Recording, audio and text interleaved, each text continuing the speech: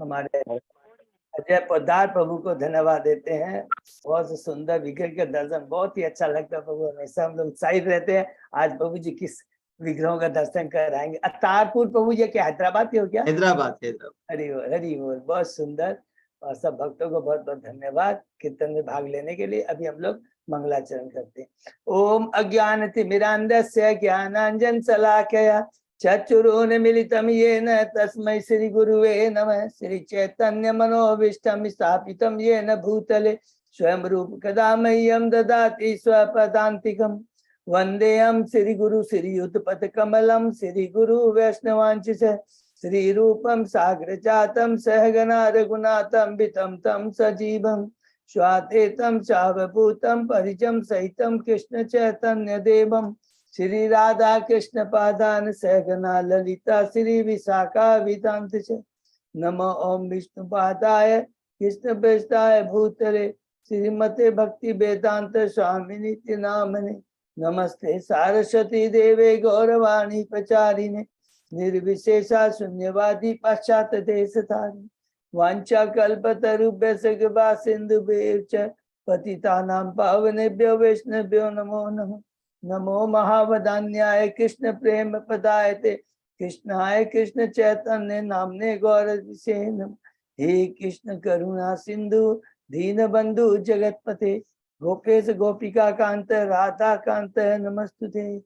तप्त कांचन गौरांगी राधे बिंदाबनेश्वरी विश्वानुसुते देवी परमामी हरिप्रिय नीलांचल निवासाय नित्याय परमात्मने बलभद्र सुभद्रायां जगन्नाथाय ते नमः। जय श्री कृष्ण चैतन्य प्रभु नित्यानंद श्री अद्वैत गदाधर श्रीवासादि गौर भक्तवृंद मुखम करोति वाचालम पंगो लंघे यत्कृपातमहं वन्दे श्री गुरुमतीनतारिणं परमानंद माधवम श्री चैतन्येश्वरम। हरे कृष्ण कृष्ण कृष्ण हरे हरे हरे राम राम राम हरे हरे। शिष्य मंगलाचरण की जय, श्रील प्रभुपाद की जय। हरे कृष्णा। आज के इस भागवतम चर्चा में सभी भक्तों का हार्दिक स्वागत है। सभी भक्तों के चरणों में मेरा सादर दंडवत प्रणाम है। गुरु आचार्य साधु परम भागवत वैष्णव की असीम कृपा है हम बद्ध जीवों के ऊपर कि हम सब भक्त लोग मिल करके सब भागवत की चर्चा आप मिलकर कर रहे हैं। अभी हम लोग कैंटो 4 के 22वें अध्याय में है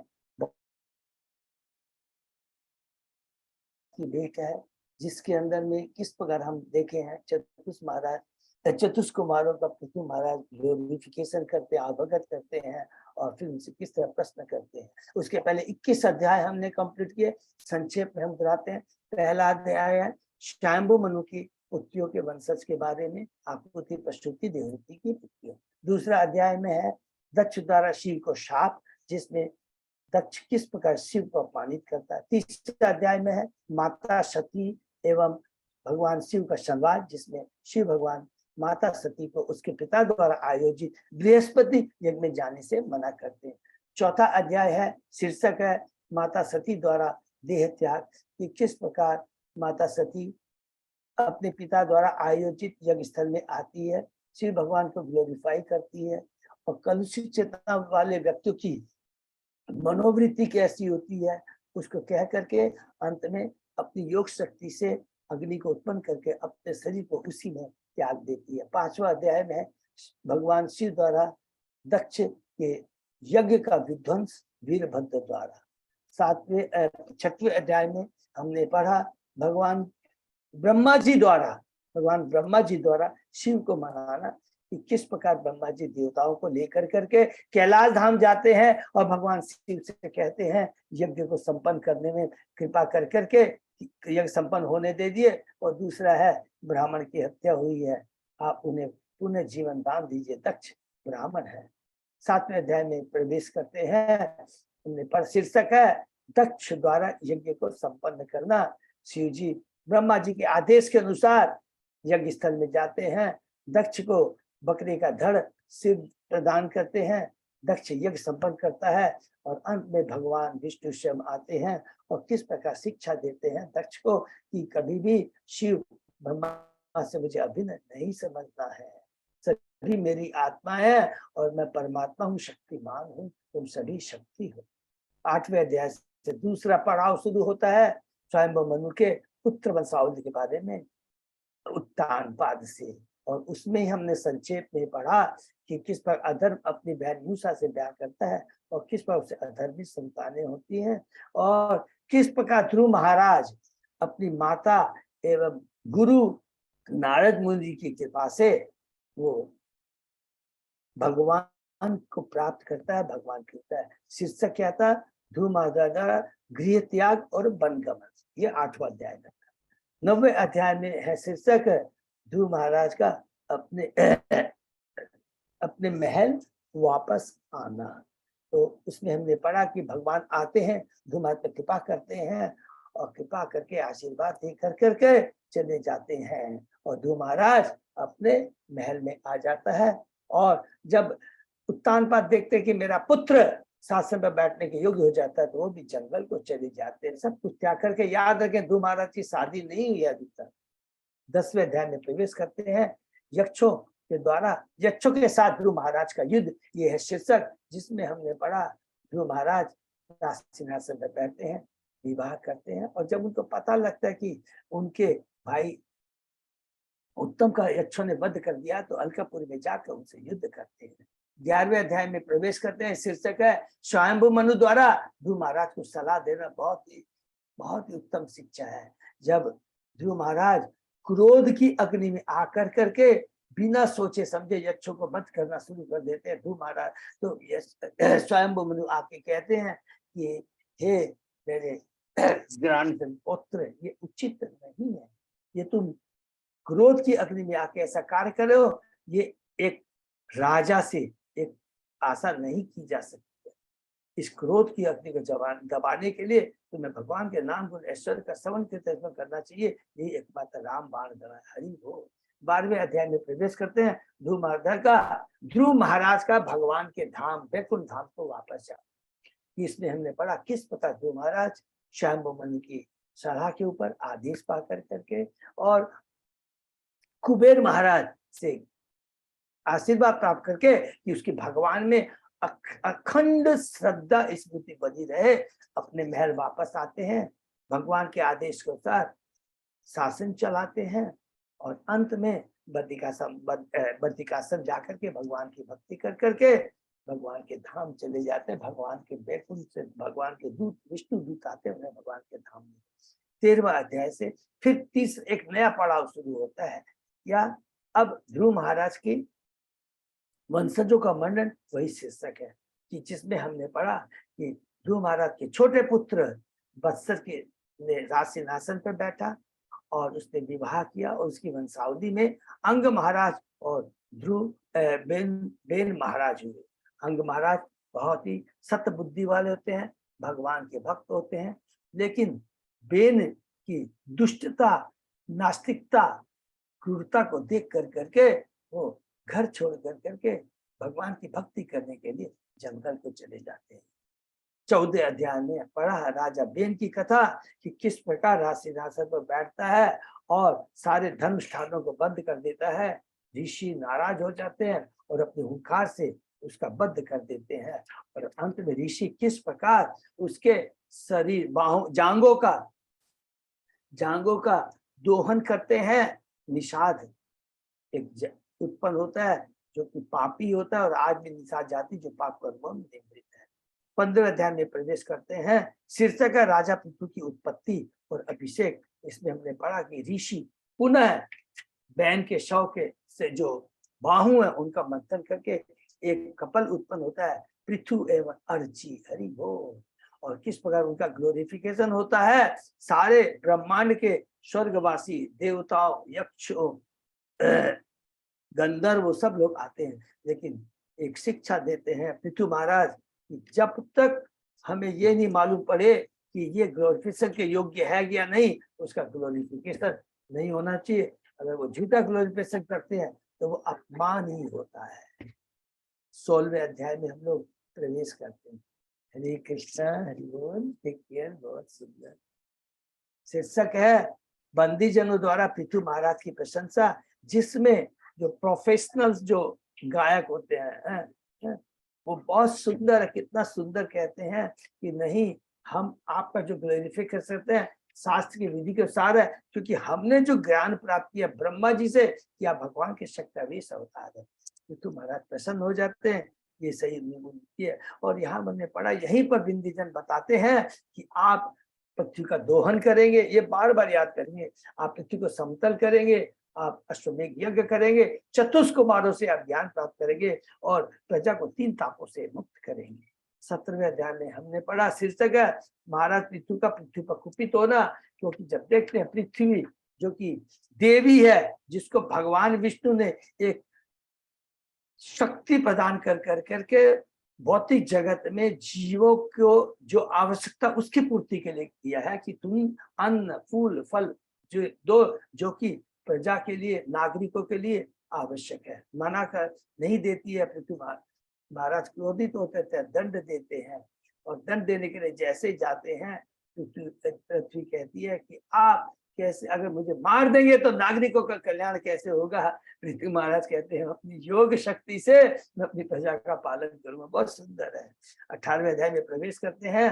पृथ्वी महाराज द्वारा पृथ्वी का दोहन कितना सुंदर ढंग से शास्त्र की श्रुति स्मृति और शास्त्र की क्या विधि थी, मानक विधि के द्वारा इस पर पृथ्वी का दोहन करते हैं। बहुत सुंदर है। और अंत में हमने पढ़ा कैसे पृथ्वी को वो समतल करते हैं और उसके बाद में ग्रामों नगरों की बड़ी साइंटिफिक वे में वो योजनाएं बना करके उनकी स्थापना करते हैं, ग्रामों की और नगरों की।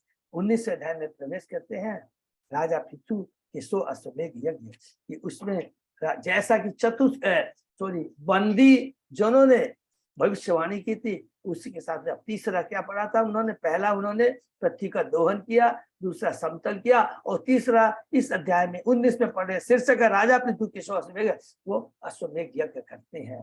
99 अश्वमेघ करने के बाद में 20वां अश्वमेघ यज्ञ में इंद्र उसमें बाधा डालता है, और अंत में हमने देखा किस प्रकार पृथु महाराज भी क्रोधित हो जाते हैं, और ऋषि जो लोग होते हैं इंद्र का आह्वान कर करके उसकी आहुति जैसे देने जाते हैं, तुरंत ब्रह्मा जी प्रकट होते हैं और बहुत सुंदर शिक्षा देते हैं।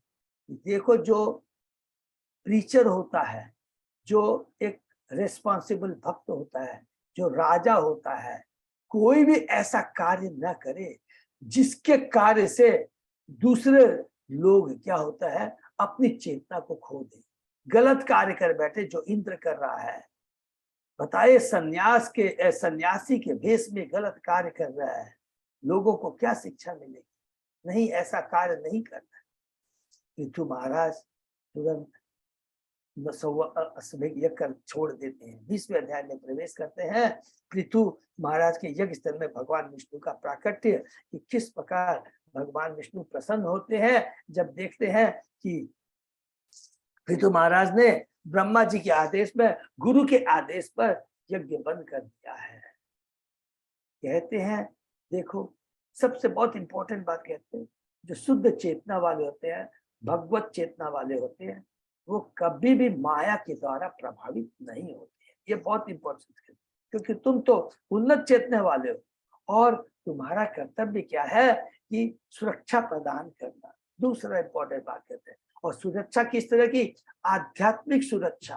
माया से किस प्रकार लड़ा जा सकता है और कृष्ण के प्रति हमारी भक्ति कैसे जागृत होती है, कृष्ण को हम कैसे जोड़ सकते हैं, शुद्ध भक्तों का संग कैसे कर सकते हैं, ये तुम्हारा कर्तव्य है, ये प्रजा को सिखाना है। और उसके बाद में पृथु महाराज भगवान को ग्लोरीफाई करते हैं।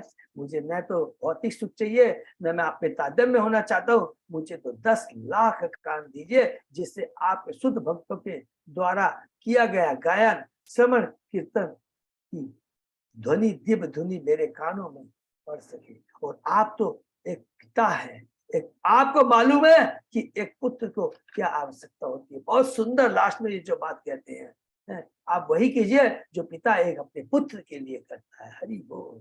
भगवान प्रसन्न हो जाते हैं, आशीर्वाद देके चले जाते हैं। और एक ही बात लास्ट में कहते हैं, जो कि हम भक्तों को भी, हम चाहे भक्ति में हो, साधना में हो, लेकिन जिस भी रूप में हो, चाहे लीडर के रूप में हो, प्रचारक के रूप में, एक ही चीज याद रखना है, भगवान के आदेशों का बड़ी सावधानी पूर्वक पालन करना चाहिए, और अगर हम ऐसा करेंगे तो सबका मंगल हो जाएगा।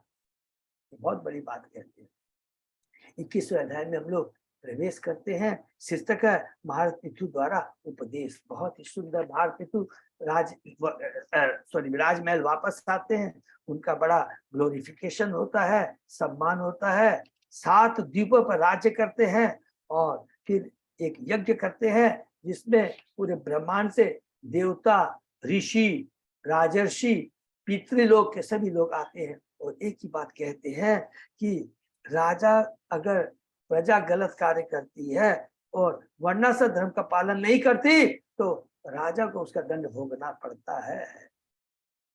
किसी भी कार्य में कर्ता नंबर 1, दूसरा आदेश देने वाला, और तीसरा जिसको समर्थन करता है। ये बहुत इंपॉर्टेंट चीज है, समर्थन करने वाला। कोई तो बोलेगा प्रभु मैंने तो कुछ किया नहीं, बोला नहीं। नहीं, अगर आप गलत चीज के लिए कुछ करते नहीं हो लेकिन समर्थन करते हो, चाहे ओपनली और या साइलेंटली, दोनों के हम लोग पाप के अधिकारी, ये हमेशा याद है। तो हमें उसको अवरोध करना चाहिए। और उसके बाद में कहते हैं भगवान के ये जो बात मैं कह रहा हूँ, 12 महाजन भी इसी बात को समर्थन करते हैं। और फिर कहते हैं भगवान के चरणों की भक्ति करने से असंख्य जन्मों के पाप नष्ट हो जाते हैं। हरि बोल। कहते हैं कि भगवान की भक्ति करने से, भगवान के चरणों का आश्रय लेने से सारे अज्ञानता, मानसिक चिंतन, वैराग्य उत्पन्न होता है, 3 तापों से। और लास्ट में हमने पढ़ा बहुत पावरफुल शिक्षा, क्या कहा कि हमेशा हमें उच्च कोटि वाले चेतना ब्राह्मण वैष्णव का हमें संग करना चाहिए।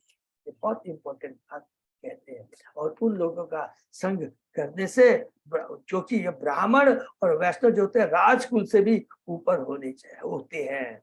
ब्राह्मणों की सेवा करने से हृदय का मल, वैष्णव की सेवा करने से हृदय का मल दूर हो जाता है, भौतिक आसक्ति से मुक्ति और शांति मिलती है। ये बहुत सुंदर कहते हैं। और अंत में जो भी आए हुए थे सारी जो प्रजा है प्रसन्न हो जाती है। और एक बहुत इंपॉर्टेंट बात कहती है कि हम परम भाग्यशाली हैं कि हमें आपका आश्रय प्रदान हुआ, आपका प्रत्यक्ष आश्रय सुरक्षा आपके द्वारा प्रदान हुई। आप राजर्षि भगवान के भक्त हैं, तो भगवान के भक्तों की शरण में जाना सबसे बड़ा आश्रय है, और तब हम सबसे ज्यादा सुरक्षित हो सकते हैं। 11वें अध्याय में हमने पढ़ा तो महाराज उपदेश देते हैं।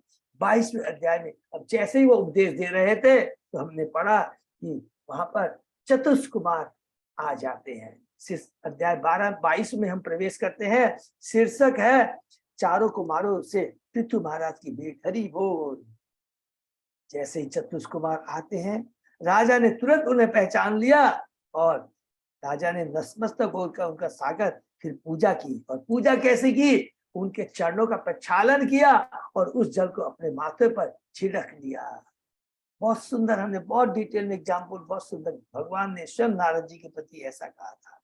विष्णु महाराज कहते हैं जिस व्यक्ति पर वैष्णव तथा ब्राह्मण प्रसन्न हो जाते हैं उन्हें कल्याणकारी शिव तथा भगवान विष्णु का अनुग्रह भी प्राप्त हो जाता है। वैष्णव सदा विष्णु को अपने हृदय में धारण किए चलते। हरि बोल। गुरु को प्रसन्न करने से भगवान स्वयं प्रसन्न हो जाते। एक एक शिक्षा है, यस्य प्रसादा भगवत प्रसाद हो। और फिर कहते हैं आप समस्त लोगों में विचरण करते हैं किंतु लोग आपको पहचान नहीं पाते। इवन ब्रह्मा शिव जी तक पहचान नहीं पाते। बहुत सुंदर श्लोक है, क्योंकि माया इतनी प्रबल है।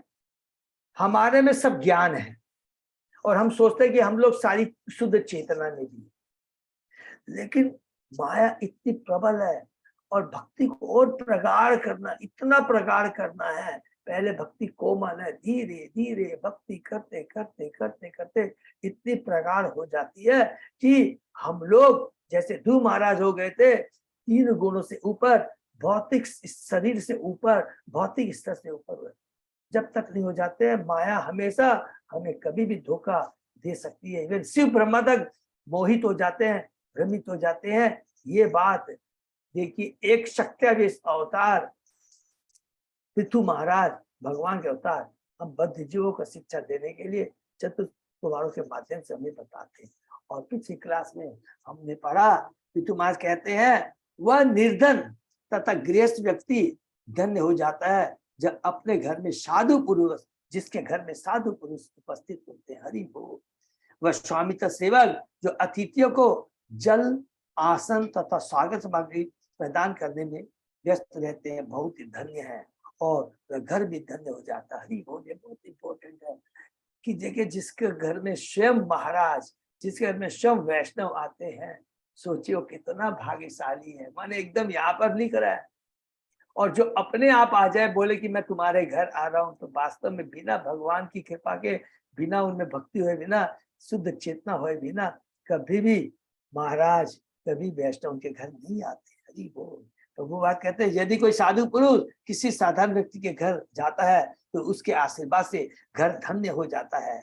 सन्यासियों का कर्तव्य है, तो यहाँ बोलते हैं सन्यासी का कर्तव्य है कि वे गृहस्थों पर अनुग्रह करने के लिए भ्रमण करते रहे, क्योंकि वे आध्यात्मिक नियमों के मूल्यों के प्रति नितांत अधिक होते हैं। माने कौन? हम जैसे बद्ध जीव, तो उनको ज्ञान प्रदान करने के लिए संन्यास। और हमेशा याद रखेंगे, बहुत इंपॉर्टेंट चीज है, दूसरी तरफ भी लिखेंगे 22 वर्ष कि सन्यासी जो जाते हैं घरों में, उनको कोई भौतिक लाभ इच्छा के लिए नहीं जाते, वो तो भगवान के प्रतिनिधि है और भगवान के आदेश के अनुसार वे घरों घरों में जाकर ज्यादा से ज्यादा भक्तों को, बद्ध जीवों को भगवान से जोड़ सके, एकमात्र उनका वही कर्तव्य होता है।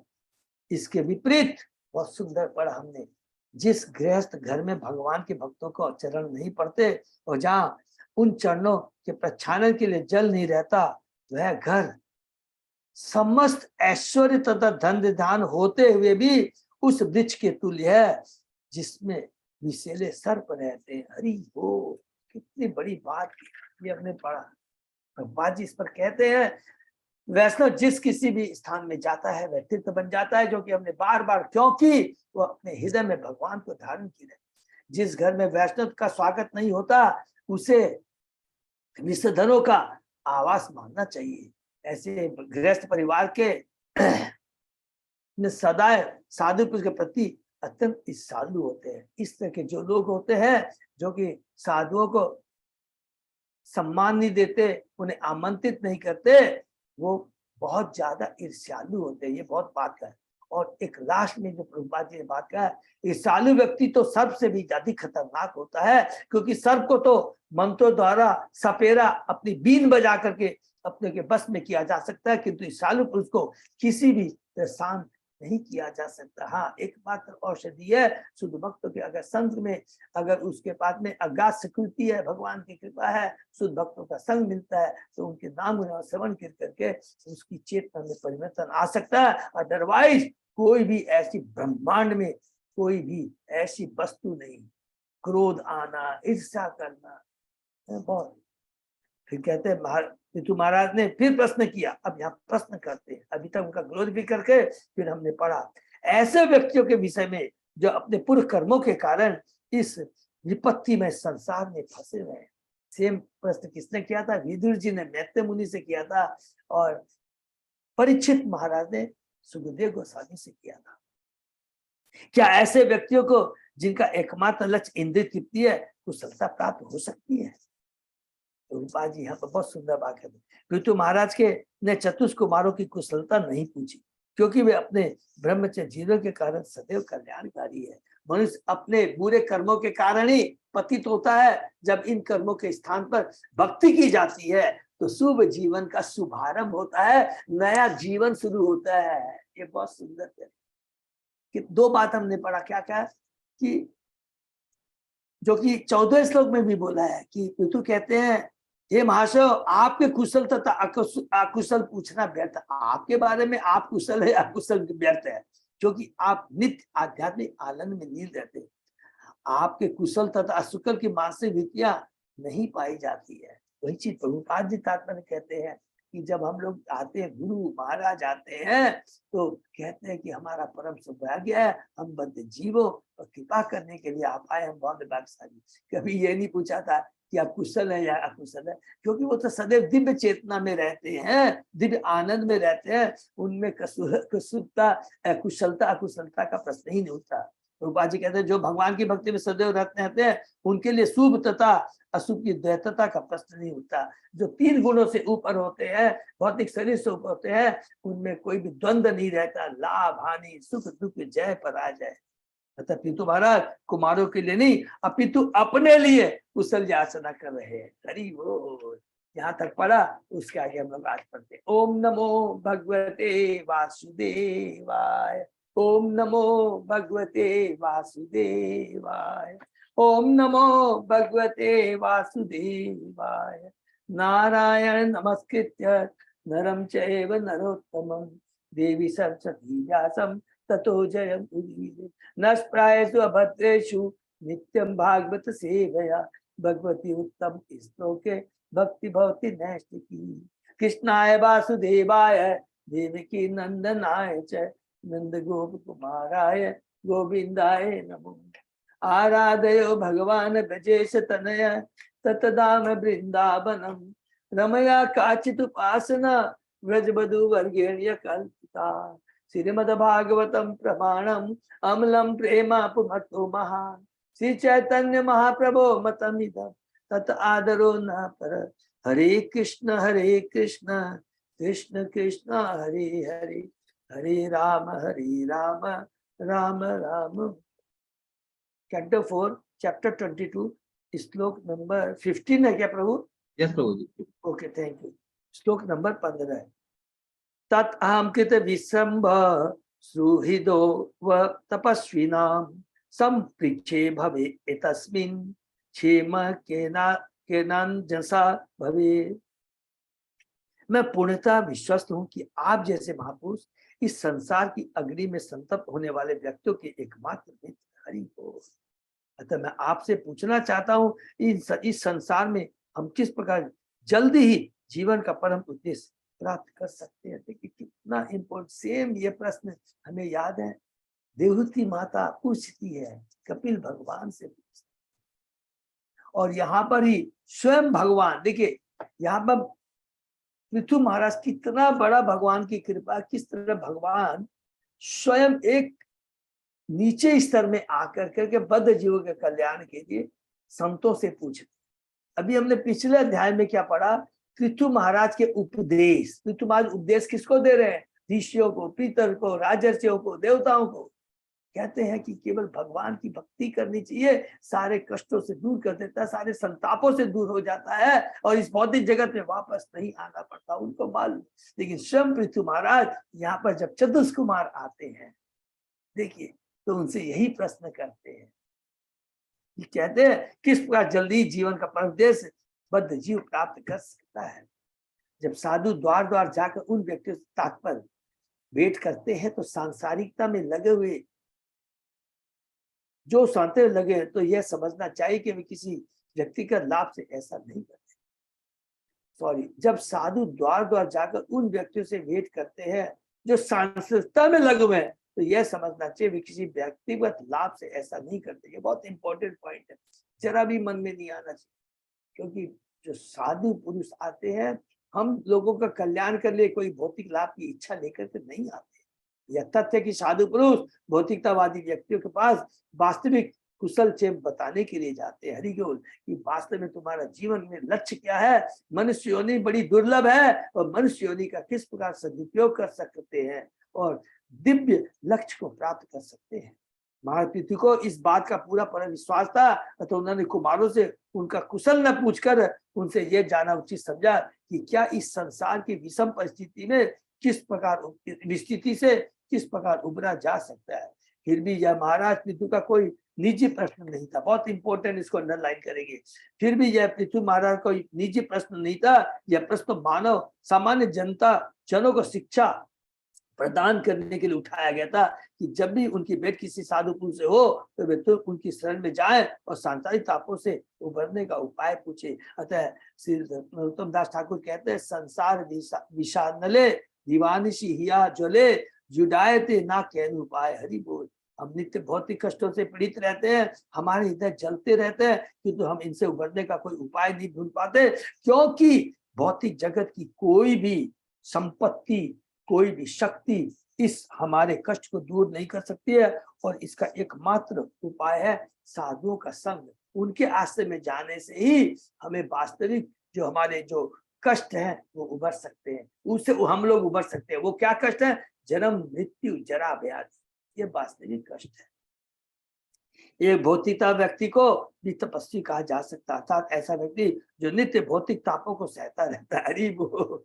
उसे इन भौतिक तापों से तभी छुटकारा मिल सकता है जब हरे कृष्ण मंत्र कीर्तन की शरण ले। इसकी व्याख्या नरोत्तम दास ठाकुर ने की, गोलोकेर प्रेम धन हरिनाम संकीर्तन रति न जन्मिल के नुताय। हरि बोल। उन्हें इसका पश्चाताप है कि वे हरे कृष्ण मंत्र की दिव्य ध्वनि के प्रति जो आकर्षण है उसका अनुसरण नहीं कर पाए। निष्कर्ष रूप में कहा जा सकता है इस संसार के सभी व्यक्ति भौतिक तापों से पीड़ित है, और यदि कोई उनसे छुटकारा पाना चाहता है तो उसे साधु पुरुषों या ईश्वर के भक्तों की संगति करनी चाहिए। एकमात्र यही उपाय है, और हरे कृष्ण मंत्र का जप करना चाहिए। भौतिकता व्यक्तियों के लिए एकमात्र यही शुभ मार्ग है। हरि बोल।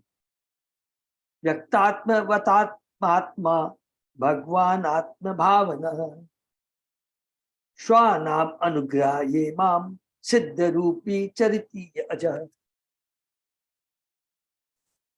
श्री भगवान अपने अंश रूप जीवों को ऊपर उठाने के लिए सतत इच्छुक रहते हैं। बहुत सुंदर श्लोक भी है, देखिए, और कितना सुंदर पुरस्कृत है। और उन्हीं के लाभ हेतु सारे संसार में आप जैसे स्वरूप सिद्ध पुरुषों के रूप में श्री भगवान भ्रमण करते रहते। कितना पावरफुल है कि ये जो साधु परम वैष्णव है, गुरु महाराज है, ये साधारण जीव नहीं है, ये स्वयं भगवान स्वरूप सिद्ध पुरुषों के रूप में इस भौतिक जगत में विचरण करते रहते हैं, भ्रमण करते रहते हैं। किसके लिए? अपनी आत्माओं को, अपनी शाश्वत आत्माओं को, उनको उभारने के लिए इस भौतिक जगत से। अध्यात्मवादियों के भिन्न भिन्न प्रकार है, यथा ज्ञानी अथवा निर्विशेषवादी, योगी तथा भगवत। किंतु चारों कुमार योगी तथा ज्ञानी पहले थे और भक्त बाद में। वे प्रारंभ में निर्विशेषवादी थे किंतु बाद में भक्ति कर्म करने लगे, अतः वे अध्यात्मवादियों में सर्वश्रेष्ठ है। कैसे अध्यात्म है? भगवान के चरणों में अर्पित तुलसी की सुगंध को सूंघ कर वो भगवान के परम भक्त हो गए। याद रखिए, भक्त तो भगवान के प्रतिनिधि होते हैं। बद्ध जीवों को मूल चेतना तक लाने के लिए वे सारे संसार में विचरित है। मूल चेतना में, जीव की मूल चेतना क्या है? वासुदेव चेतना। वासु माने शुद्ध चेतना, 3 गुणों से ऊपर, वो है शुद्ध चेतना, जो कि सदैव जीव में रहती है, क्योंकि वो भगवान का अंश है। भगवान सच्चिदानंद है, जीव भी सच्चिदानंद है, उसकी भी चेतना शुद्ध है। बस दुर्भाग्यवश जैसे ही भौतिक जगत में आता है, चेतना कलुषित हो जाती है, और भगवान के शुद्ध भक्तों के आश्रम में आकर के पुनः अपनी मूल चेतना, ये लिखा मूल चेतना, ये अंडरलाइन करके, मूल चेतना को पुनः वापस प्राप्त कर लेते हैं। तथा बद्ध जीवों को कृष्ण चेतना के विषय में उपदेश देते हैं। श्रेष्ठ भक्त आत्मवत कह रहा है, अर्थात जिन्हें परमात्मा का पूरी तरह से बोध हो चुका है। श्री भगवान अपने प्रत्येक जीव के हृदय में परमात्मा के रूप में स्थित है, और वे उसे कृष्ण चेतना तक ऊपर उठाने का प्रयत्न करते हैं कि परमात्मा इतने कृपालु है, अपने आत्माओं के हृदय में रहते हैं, लेकिन हम उसका अनुभव नहीं करते हैं। हम भ्रमित हो जाते हैं, इतनी माया प्रबल है, भूल जाते हैं कि मेरा पिता परमात्मा स्वयं मेरे हृदय में विराजमान है, मुझे प्रॉपरली गाइड करने के लिए, संरक्षण प्रदान करने के लिए। और वे उसे श्री भगवान प्रत्येक जीव के हृदय में परमात्मा के रूप में स्थित है, और उसे कृष्ण चेतना तक ऊपर उठाने का प्रयत्न करते हैं, अतः वे आत्म भावन कहलाते हैं। हरि बोल। श्री भगवान प्रत्येक जीव को बुद्धि प्रदान करते हैं, जिससे वह उनके विषय में जान सके। वे प्रत्येक व्यक्ति के सखा रूप में उसके पास उठते बैठते हैं, और प्रत्येक जीवात्मा को उसके इच्छा रूप सुविधा प्रदान करते हैं। सर्वस्व चाह मत स्मृति ज्ञानम पौनश्च। इसको में आत्मवताम शब्द महत्वपूर्ण है, और दूसरा है तेषाम सत्युक्ता नाम बस्ताम प्रीति ददामी बुद्धि योगम। बहुत दोनों श्लोक ये हमेशा याद है। इस श्लोक में आत्मवताम शब्द महत्वपूर्ण है। भक्तों के 3 भिन्न भिन्न प्रकार होते हैं, कनिष्ठ अधिकारी, मध्यम अधिकारी तथा उत्तम अधिकारी, जो क्रमशः श्रद्धा के अनुसार, ज्ञान के अनुसार ये आप सब चेतन चरितार्थ में भागवतम में हमें पूरा मिलेगा कि 3 तरह के लोग, और हम लोगों ने उपदेशामित्र में भी पढ़ा है।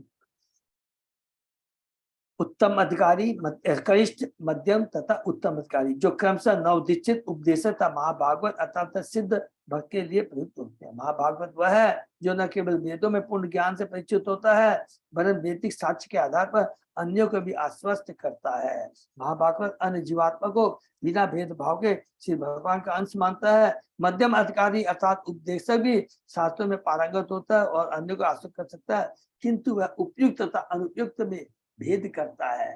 हरि बोल। तो बहुत सिंपल, बहुत हमने पढ़ा है।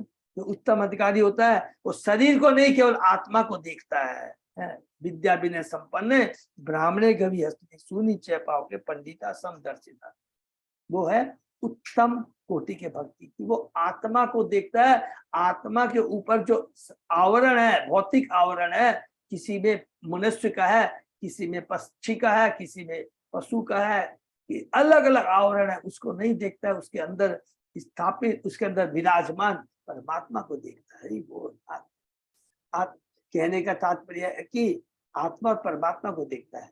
कहने का तात्पर्य है कि वह आसुरी जीवात्मा की तनिक भी परवाह नहीं करता। कनिष्ठ अधिकारी अर्थात नवदीक्षित शास्त्रों से अनभिज्ञ रहता है, किंतु भगवान पर उसकी पूर्ण श्रद्धा रहती है। भगवान को तो मानता है, लेकिन दूसरों को कहता है अरे सब ये तो अज्ञानी है। खाली मंदिर में भगवान की पूजा करता है, मंदिर से बाहर आते ही किसी को सम्मान नहीं करता है, गुरु आचार्य किसी को सम्मान नहीं करता है। ये चारों कुमार महाभागवत थे, परवाह नहीं करता। कनिष्ठ अर्थात नवदीक्षित शास्त्रों से अधिक रहता है, किंतु श्री भगवान पर पूरी श्रद्धा होती है। ये चारों कुमार महाभागवत थे, क्योंकि परम सत्य का भली भांति विश्लेषण करने बाद ही ये भक्त हुए थे। दूसरे शब्द में उन्हें वैदिक सूत्र का पूरा पूरा ज्ञान था। भगवत भक्ति में भगवान ने इसकी पुष्टि किया कि भक्त तो अनेक है, किंतु जो वैदिक सूत्र में पारंगत होता है वह उन्हें सर्वाधिक प्रिय होता है। प्रत्येक व्यक्ति अपनी अपनी प्रवृत्ति के साथ उच्चतम पद पर उठना चाहता है। कर्मी जिन्हें देहात्म बोध होता है वह अधिकाधिक इंद्रिय तृप्ति चाहते हैं। ज्ञानियों का सर्वोच्च लक्ष्य ब्रह्म तेज में मिल जाना है, किंतु भक्त संसार भर में श्री भगवान की महिमा का उपदेश देना ही अपना परम लक्ष्य समझता है। वो परम वैष्णव होता है जो प्रचार में लगा रहता है और दूसरों को बताता है कि जीवन का लक्ष्य क्या है। फलतः भक्त ही भगवान के वास्तविक प्रतिनिधि होते हैं, और इसलिए वे प्रत्यक्ष नारायण के रूप में सारे विश्व का भ्रमण करते हैं। क्योंकि उनके हृदय में नारायण का वास होता है, तो वे नारायण की महिमा का उपदेश देते हैं। नारायण का प्रतिनिधि नारायण के समान होता है। विदुर जी, नारद जी, ये सब देखिए,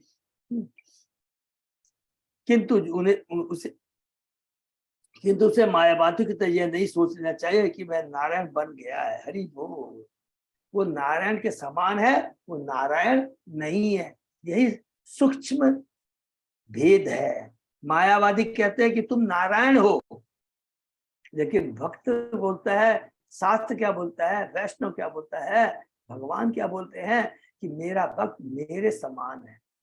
और उसको आचार्य एक्सप्लेन करते हैं कि वो भगवान के समान है लेकिन भगवान नहीं है। और मायावादी क्या बोलता है, यस तुम भी भगवान हो। ये फर्क है।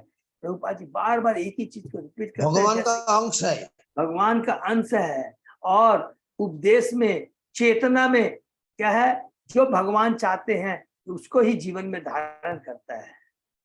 ठीक है ना। मायावादी साधारणतः सन्यासी को नारायण कहकर पुकारते हैं। उनका विचार है कि मात्र संन्यास ग्रहण करने से मनुष्य नारायण के तुल्य या साक्षात नारायण बन जाता है। किंतु एक वैष्णव का निष्कर्ष इससे भिन्न होता है। जैसा कि विश्वनाथ चक्रवर्ती ठाकुर ने कहा, साक्षात धरिते समस्त शास्त्रे रुक्तः सतता भाव्यत एव सदवी, किंतु प्रभो प्रिय एव तस्य वंदे गुरु श्री चरणार।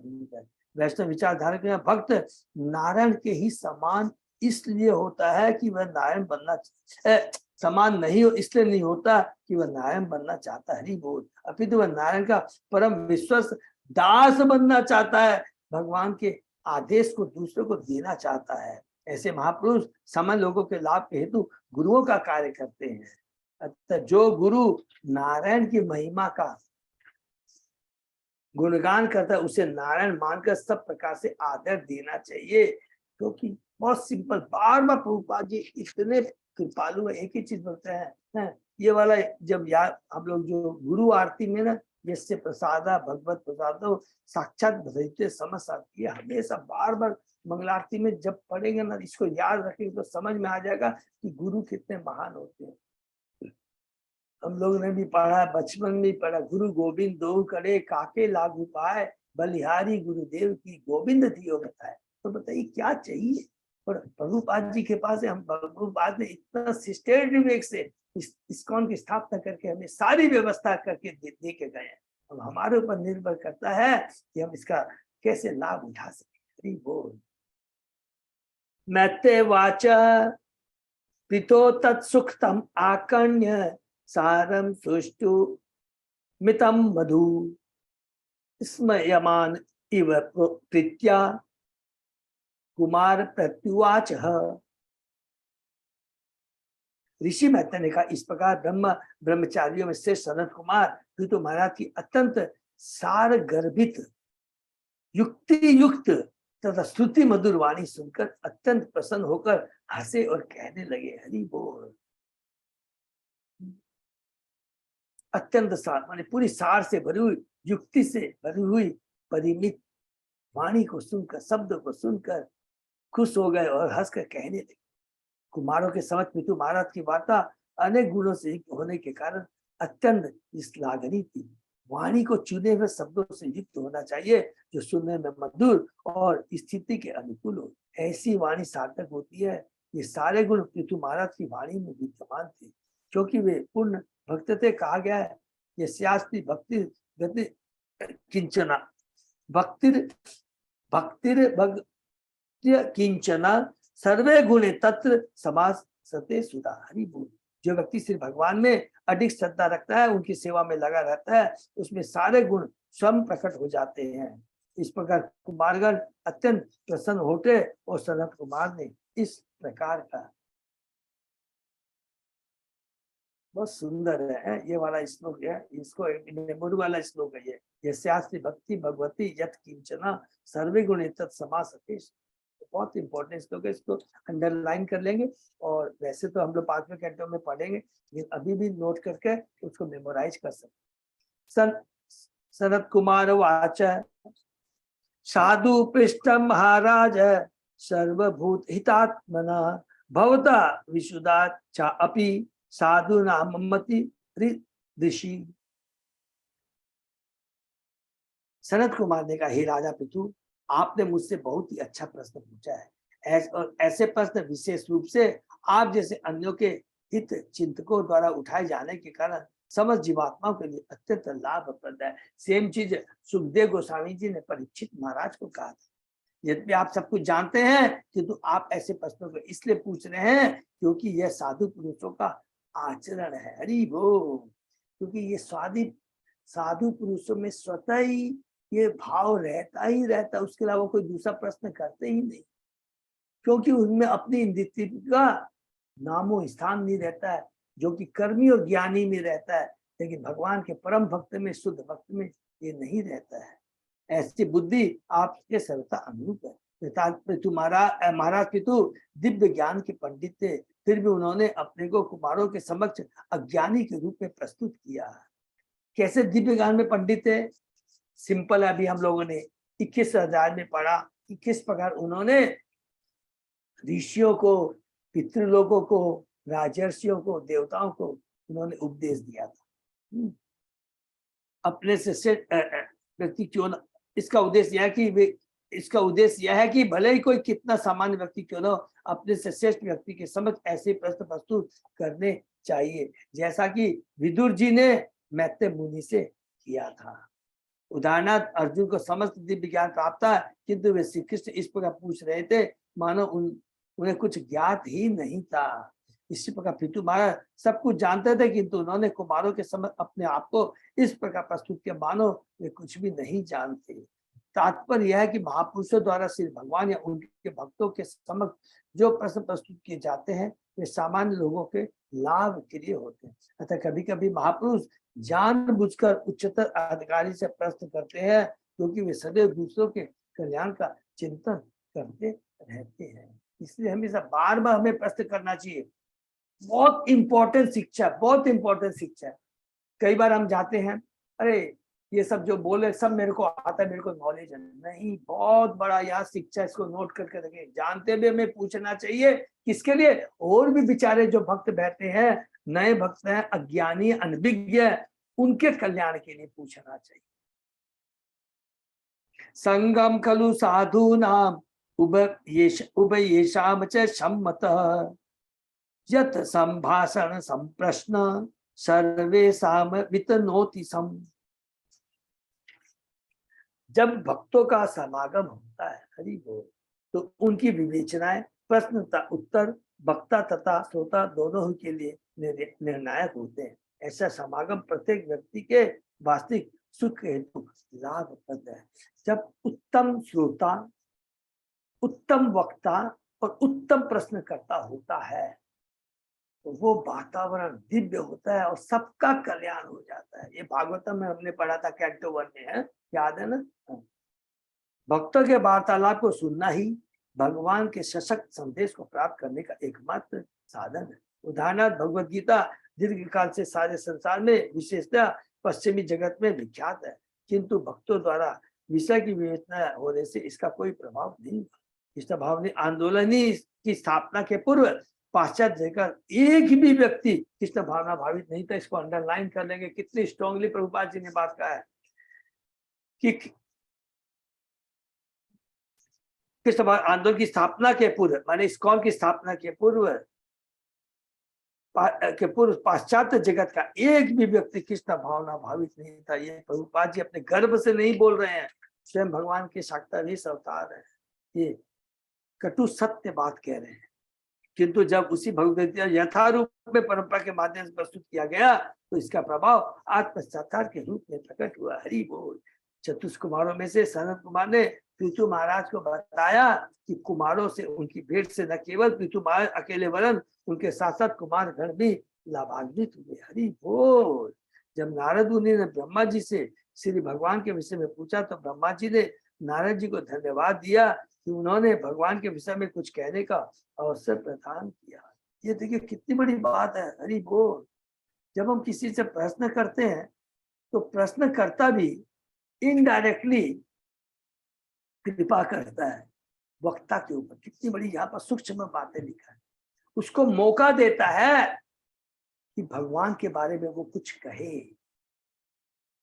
इतना सूक्ष्म ज्ञान यहाँ पर देखिए प्रभुपाद जी कितनी बड़ी बात करते हैं। इसलिए कहा गया है कि जहाँ भगवान की भक्ति के बारे में चर्चा होती है, मत चित्ता मत गत काना, कि सदैव क्या करते हैं, भगवान के भक्त आपस में मिलकर भगवान के बारे में चर्चा करते हैं। वक्ता, श्रोता, प्रश्नकर्ता तीनों का कल्याण होता है। कहीं ये नहीं लिखा है कि केवल श्रोता का कल्याण होता है। वक्ता, श्रोता एंड प्रश्न। अतः किसी साधु पुरुष द्वारा किसी अन्य साधु पुरुष से भगवान के विषय में या जीवन के चरम उद्देश्य के विषय में पूछे गए प्रश्न प्रत्येक वस्तु को आध्यात्मिक बना देते हैं, पूरे वातावरण को आध्यात्मिक बना देते हैं, जीव में आध्यात्मिक चेतना उत्पन्न कर देते हैं, आध्यात्मिक शक्ति उत्पन्न कर देते हैं। वहां पर जो भी चीज यूज हो रही है, करताल, मृदंग, माइक्रोफोन, साउंड सिस्टम, सब दिव्य हो जाते हैं। जो कोई भी ऐसी वार्ता में लाभ उठाता है, वह इस जन्म तथा अगले जन्म में सुख प्राप्त करता है। वे शाम शब्द को कई प्रकार से वर्णित किया जा सकता है। सामान्यतः लोग दो प्रकार के होते हैं, भौतिकतावादी, अध्यात्मवादी। भक्तों की वार्ताओं से दोनों ही प्रकार के लोग लाभान्वित होते हैं। भौतिकतावादी को भक्तों की संगति से यह लाभ होता है कि उसका जीवन नियमित हो जाता है, इससे भक्त बनने या जीवात्मा की वास्तविक स्थिति को समझने की संभावना बढ़ जाती है। हरि बोल। जब मनुष्य इस संसार का लाभ उठाता है, तो अगले जन्म में इस अवसर का लाभ उठाता है, तो अगले जन्म में उसका मानव देह धारण करना या पूर्णतः मुक्त होकर भगवान के धाम को जाना सुनिश्चित हो जाता है। देखिए भगवान भी गारंटी लेते हैं और भगवान के रिप्रेजेंटेटिव प्रभुपाद जी भी गारंटी देते हैं इस बात की। निष्कर्ष के रूप में कहा जा सकता है कि यदि कोई भक्तों की वार्ता में सम्मिलित होता है, तो उसे भौतिक तथा आध्यात्मिक रूप से लाभ होता है। वक्ता तथा श्रोता एवं कर्मी तथा ज्ञानी समान रूप से लाभान्वित होते हैं। भक्तों के बीच आध्यात्मिक विषयों से संबंधित वार्ताएं सबों के लिए लाभप्रद होती है। फलतः चतुष कुमारों ने यह स्वीकार किया कि इस समागम से न केवल राजा लाभान्वित हो रहा था, वरन कुमार भी लाभान्वित हो रहे थे। हरि बोल। अस्ति एव राजन् भवतो मधुदिश पादारविन्दस्य गुणानुवादने रतिर्दुरापा विधुनोति नैष्टिकी कामं कषाय मलमंतरात्मन। हरि बोल। बहुत सुंदर श्लोक है। सनत कुमार ने आगे कहा, हे राजन, श्री भगवान के चरण कमलों के गुणानुवाद के प्रति आपका पहले से ही झुकाव है। ऐसी आसक्ति, बहुत ध्यान से, ऐसी आसक्ति दुर्लभ होती है, किंतु एक बार भगवान में अविचल श्रद्धा हो जाने पर यह अनंत स्थल की समस्त काम वासनाओं की स्वतः ही धो डालती है। हरि बोल। भागवत का कथन है, शताम प्रसंगान मम वीर संविदो भवन्ति हित कर्ण रसायना कथा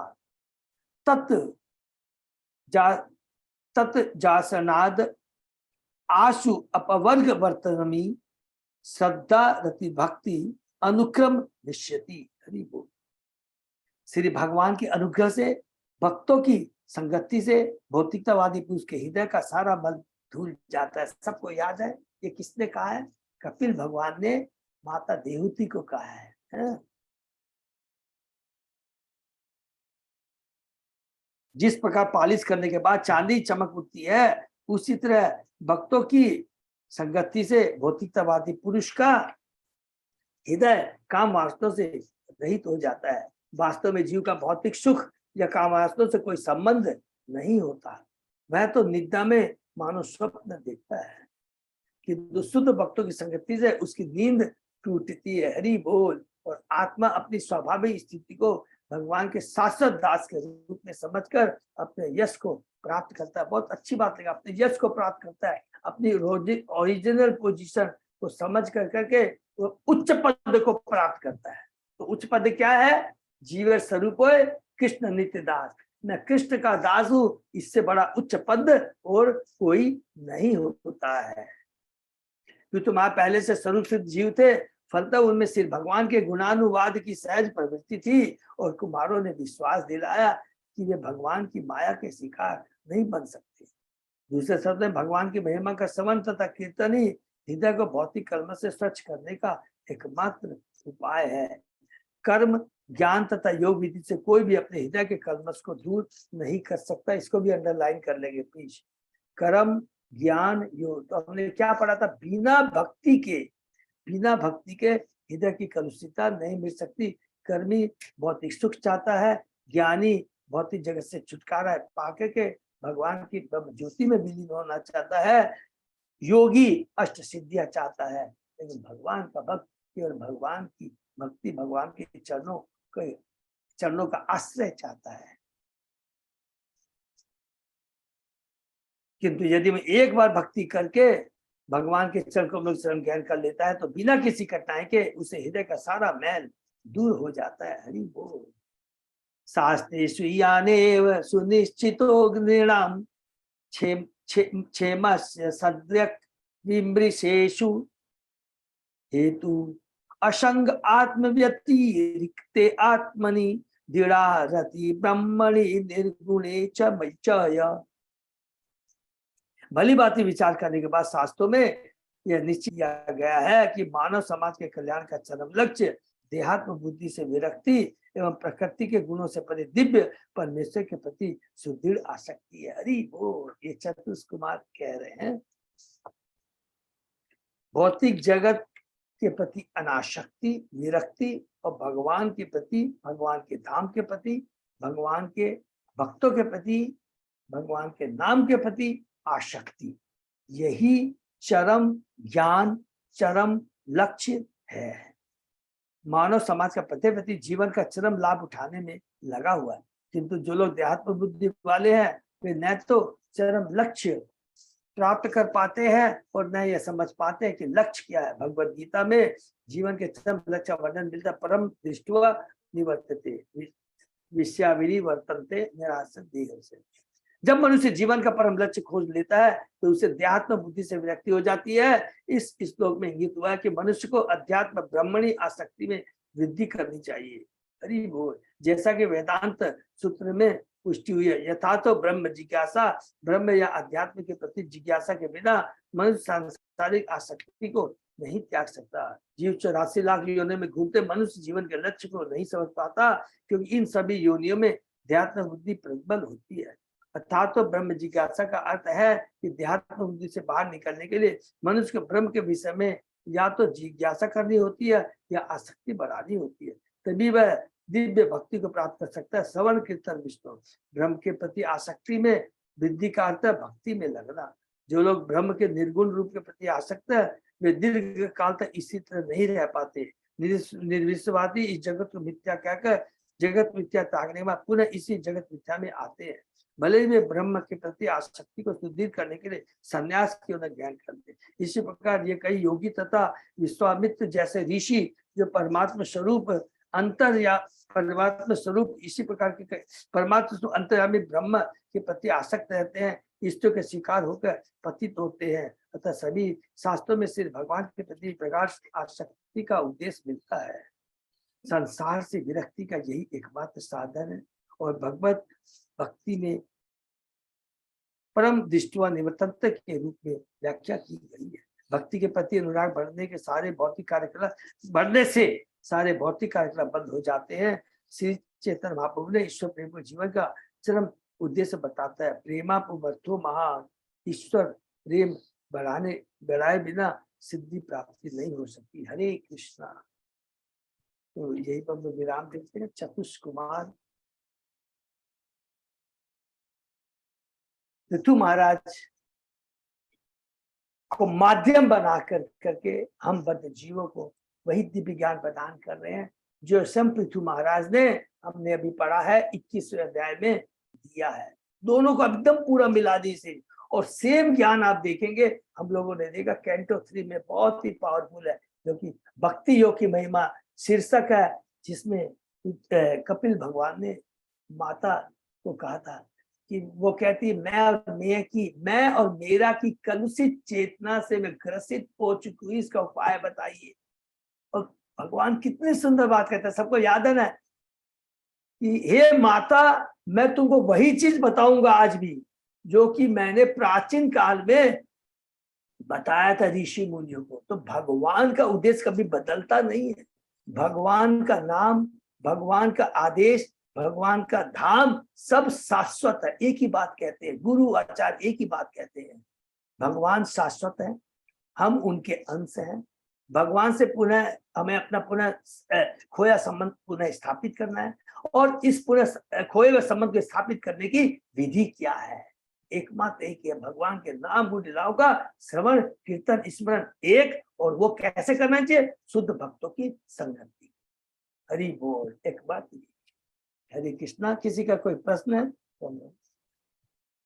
और सबको बार बार याद आ रहा है ना, बार बार ये करना चाहिए, बार बार प्रश्न करना चाहिए, नहीं तो कोई भी प्रश्न कर सकता है कि प्रभु हमने तीसरे कैंटो में भी पढ़ा है, चौथे कैंटो में भी पढ़ा है, कैंटो 2 में भी पढ़ा है, ब्रह्मा जी नारद जी के संवाद में, कैंटो 1 में भी पढ़ा है, नारद मुनि व्यासदेव के संवाद में, सब जगह हमने पढ़ा है। यस, लगातार बार बार एक ही चीज रिपीट करना है।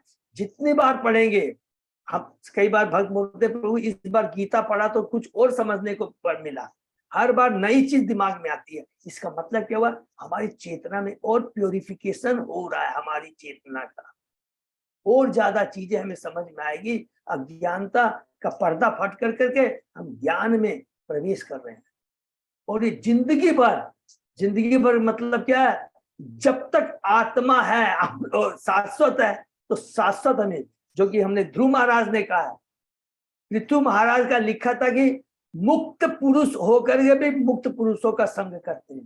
ध्रुव महाराज कहते हैं कि हे ऋषियों, मुझ पर कृपा कीजिए, जैसे भगवान के धाम जाकर भी मैं भगवान की भक्ति कर सकूं। तो ये शाश्वत है, हम शाश्वत है, भगवान शाश्वत है, भगवान का धाम शाश्वत है, और भगवान का आदेश शाश्वत है, और हमारा जो कर्तव्य है जो भगवान के प्रति है वो भी एक ही है, शाश्वत है। क्या है? भगवान के नाम गुण स्मरण। ठीक है ना? तो ये भी रामदेव बहुत ही सुंदर है। फिर हम लोग आगे कंटिन्यू करते हैं। किसी का कोई प्रश्न है तो बहुत कर सकते हैं हम लोग, और नहीं तो अजय पोदार प्रभु। हाँ हरे कृष्णा प्रभु जी। हाँ हरे प्रभु कृष्णा। बोलिए, पीके लीला प्रभु। हाँ प्रभु बोलिए प्रभु। आपने बताया कि भगवान के धाम जाकर भगवान की भक्ति करते रहना। हाँ प्रभु भगवान के धाम जाएंगे तो भगवान का नित्य निरंतर ध्यान रहेगा ही, ऐसा सही फिर है। वहां जाके ध्यान करना, ये फिर से था बताना पड़ेगा सर। हाँ भगवान के धाम जाकर के भी वहां भी मतलब चिंतन करना, वो तो बराबर चिंतन में रहेंगे ही, हाँ क्योंकि जहाँ जहाँ रहेंगे उसका वातावरण का प्रभाव तो पड़ेगा ही। हरि तो वहां बोल हरि। तो ये क्या होता है ना, हमेशा देखिए, हम ये होता है, ये इनडायरेक्टली हमारे बद्ध जीवों के लिए ये बोला जाता है, समझे कि नहीं। और ये हमेशा जो उच्च कोटि की चेतना वाले होते हैं ना, वो सदैव ऐसे ही करते हैं। देखिए इसमें अभी ने थोड़ी देर पहले क्या पढ़ा है कि जो वक्ता भी हमेशा ये चाहता है कि मैं कुछ बोलूं, जिससे, इसलिए नहीं, देखिए दोनों चीज होती है। एक तो होता है भगवान के आदेश का पालन होता है कि भगवान ने कहा जाने देखो तारे को कृष्ण उपदेश, हमारा आज्ञा गुरु हो तारो ही देश। एक तो ये हो गया, और दूसरा क्या हुआ कि मेरा खुद का कल्याण होता है, क्योंकि भगवान के नाम में इतनी बड़ी शक्ति है। तो इसीलिए कहते हैं कि हम भगवान के धाम में भी जाकर करके, आप देखेंगे वृंदावन में भी जाकर के, जहां पे भी हम लोग वृंदावन की लीलाएं पढ़ते हैं, गोपियों को आप देखिए, सखाओं को देखिए, किसी को भी आप देखिए, यशोदा माँ को देखिए, सबके अंदर में आपको एक ही चीज मालूम पड़ेगा, दिव्य में जाएंगे कि कृष्ण, मेरा कृष्ण कैसे सुखी हो, उसी में उनको आनंद आता है। ठीक है ना। तो ये बात बहुत बढ़िया बताया कि मतलब माता को भी मतलब कि कृष्ण को ध्यान रखने के लिए बराबर कैसे सुखी रहे, कैसा बढ़िया रहे, ये हमेशा ध्यान रखते हैं। बिल्कुल, क्योंकि वही आनंद देखिए, वो माने हम जब जाएंगे ना, इतना सूक्ष्म है। शुद्ध भक्ति में जा करके एक चीज सब लोग नोट कर सकते हैं, ऐश्वर्य ज्ञान है ना, वो खत्म हो जाता है, ऐश्वर्य का कोई महत्व नहीं रह जाता। इवन देखिए देवकी माता को आपने देखा, वासुदेव देवकी को देखा, उनमें वात्सल्य भाव है, लेकिन उसमें ऐश्वर्य ज्ञान भी जुड़ा हुआ है। अर्जुन को आपने देखा, भगवान के परम भक्त है, लेकिन उसमें ऐश्वर्य जुड़ा हुआ है। कैसे जो ऐश्वर्य आ जाता है जब भगवान बोलते हैं, अरे मैंने गलती कर दी कृष्णा, मैंने आपको सखा समझ करके मैंने आपको झूठा खिलाया, आपके कंधे पे हाथ रखा, तुरंत ऐश्वर्य भाव आ गया ना। बिल्कुल। लेकिन जब वृंदावन के सुमंगल ये सबको बोलते हैं, वो बोलता है मैं भगवान हूँ। अरे तू क्या भगवान है? अरे देखा ना, मैं, कृष्ण बोलते हैं मैंने इतने असुरों को मारा, तुमने क्या मारा? वो तो यशोदा माँ ने तुझे दूध पिलाया था, वो तो हमने सपोर्ट किया था, तब जाके तू मार सका। क्या भाव है, आंख से आंसू आ जाते हैं, इक्वल हो जाता है, इक्वल हो, ऐश्वर्य को भूल ही जाते कि ऐश्वर्य क्या चीज है। सब जगह भगवान की लीला का वर्णन ही है सब। भगवान की लीला का ही वर्णन है। तो भगवान कहते हैं उस लेवल तक पहुंचे, उसमें मेरे को आनंद आएगा। अगर तुम बार बार कहोगे कि आप ही पालन करता है, जगत सृष्टि करता है, मेरे को इसमें आनंद नहीं आता है। नहीं है। कृष्ण भगवान कहते हैं मजा नहीं आता है। मेरे को तो कहते हैं कि तू चोर है, तू बदमाश है, तू नटखट है, धोखेबाज है, ये सुनने में मजा आता है। मजा आता है। ठीक है ना प्रभु जी, शुद्ध भक्तों का साथ तो सचमुच में बहुत जरूरी है। बहुत। अभी मायापुर जाके आए, सबका आप लोग का साथ मिला तो बहुत अच्छा लगा। माता जी देखिए, हरिबोल बहुत अपने आप में एक फ्रेशनेस फील हुई, ऐसा होना चाहिए वहाँ। और ये सब में एक दूसरे भक्तों के संग, भक्तों के सपोर्ट के बिना हो ही नहीं सकता है। देखिए, और ये ऐसा ही सदैव मिलते रहना चाहिए, समझे। और गुरु महाराज भी और भक्त लोग भी पूछते रहते हैं प्रभु नेक्स्ट प्रोग्राम ऐसा कब बना रहे हैं। जब भी आप देखिए मायापुर छोड़ते हैं तो लोग पूछते हैं ना, प्रभु नेक्स्ट प्रोग्राम कब बना रहे हैं। वो लोग भी लालायित रहते हैं, हम भी लालायित रहते हैं। ये है भक्ति की कृपा, भक्ति की शक्ति। ठीक है, तो हम यही विराम थे। तो बहुत बहुत धन्यवाद सब भक्तों को। कल फिर हम लोग मिलते हैं। अजय बता प्रभु। हाँ ये विराम। कोई नहीं। हरे कृष्णा प्रभु, हरे कृष्णा। हरे प्रणाम प्रभु। भक्तों का बहुत बहुत धन्यवाद। बात का सुनिए, विराम देते हैं। फिर कल 7 बजे। हरे कृष्ण।